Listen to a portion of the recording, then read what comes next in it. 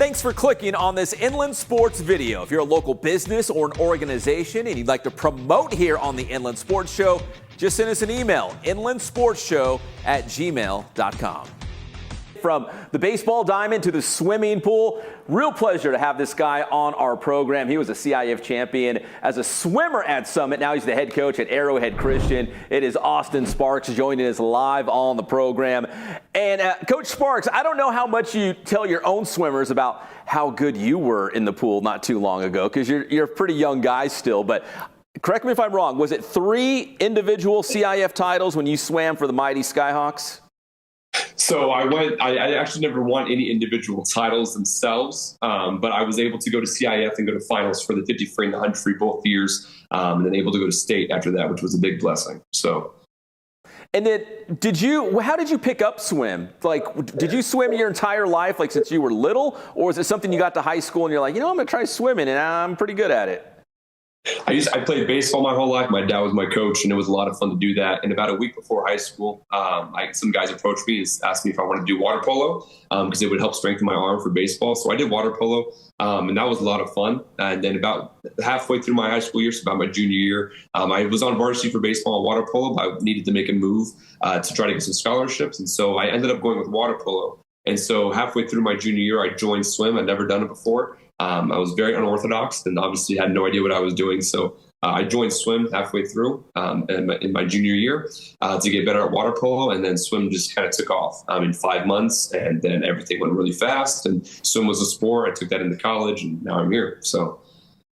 In the back of your mind, was that always kind of the goal that you wanted to coach one day or be a head coach of your own program? It actually wasn't. When I was in high school, the goal was to be a youth pastor. And then right when I got to college, I loved the atmosphere of being able to, I was a communication major and I loved being able to evangelize to people. And so I instantly wanted to become a teacher.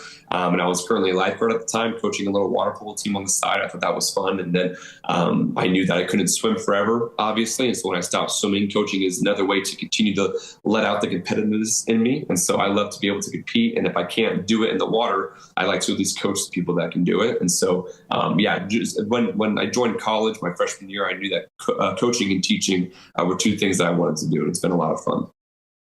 Well, Coach Sparks, you're a first-year head coach. You inherit an ACA team, on the girls' side at least, that's coming off a league championship from a year ago. Bethany Hahn is a beast in the pool. So when you inherited the program, was it something that, hey, I want to put my own stamp on it and do it my way? Or is it, hey, let's slowly ease into this and try to, if it's not broke, don't fix it kind of a thing? Because, again, the girls won a league title last year. They were pretty good.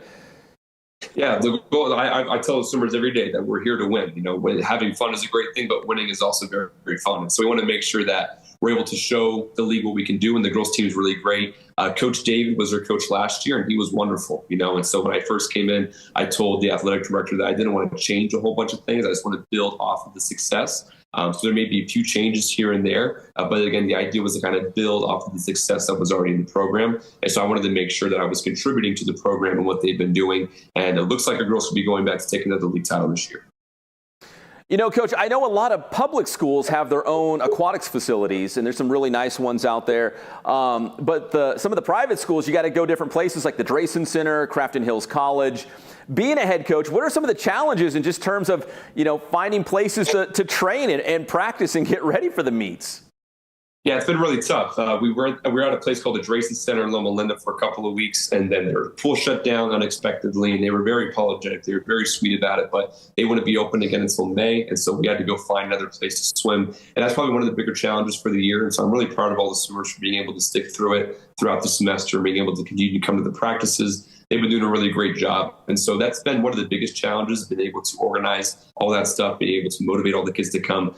As of right now, I'm not currently a teacher on the campus, so I'm just a coach. And so I'm also not there throughout the day to be able to remind the kids about stuff or whatever. And so I send them reminds or emails or whatever to be able to make sure that they can come to the practices. And so getting them to come, it's about 15 minutes. The place we practice at now is about 15 minutes from the school. And so some kids do struggle with rides every now and then. And, it also takes away from practice time. And so it'd be much nicer just to kind of walk out of class and ride onto the pool deck, but they have to drive there. And so it's a bit of a challenge. But again, like I said, I'm really proud of them and they've been doing a really good job this year. Coach, another thing I wanted to ask you, too, because I really don't know the answer, is this new San Joaquin League. It's kind of a mishmash of a bunch of ambassador league schools and some other programs outside the area. Do you know how that even came together with all these schools, creating this new San Joaquin League? I guess it's just for swimming. Yeah, so for CIF, now they're making it mandatory to where you have to have, it's called a Colorado timing system or a CTS system. And so you have to have an automatic time system in order to, whenever you get your time for your event, for that to be transmitted to CIF. It used to be you could just use a couple of stopwatches, but you can't do that anymore. And so none of the schools in the Ambassador League, which is what we were in last year, none of those schools have a CTS machine. And so we had to try to find a league that would have that. And so Webb has been very gracious. The Webb schools, they've been very gracious to be able to accept us and a bunch of other schools that we're in now. So within the San Joaquin League, they've been very gracious. They're hosting a lot of schools at their pool. I believe there's about 12 teams total in the division or in the league. So it's been pretty tough to cram them all to the pool deck. But again, they've been very gracious. And so we've been able to join with them, all for the purpose of trying to get the automatic times, because that's what CIF is now requiring. Mm-hmm. So it's more out of force than anything, so that we can make sure that our swimmers can qualify for CIF. All right, and finally, Coach, you got league prelims coming up, and if you advance out of prelims, you go to the league finals. At this time of the year, is it about coaching? Is it like, hey guys, you're all grown up, I'm going to let you go walk on your own for a little bit? I mean, how much coaching, how much training happens this time of the year as you get ready for league, and then obviously CIF for the swimmers who qualify? Yeah, there's a quote that says a good coach can change a game, but a great coach can change a life. And so my job as a coach never ever really stops. And so even during this time, we're going to do something called tapering. And tapering is resting the body enough to make sure that they are ready for the next meet, not too sore, but also that they're not out of shape.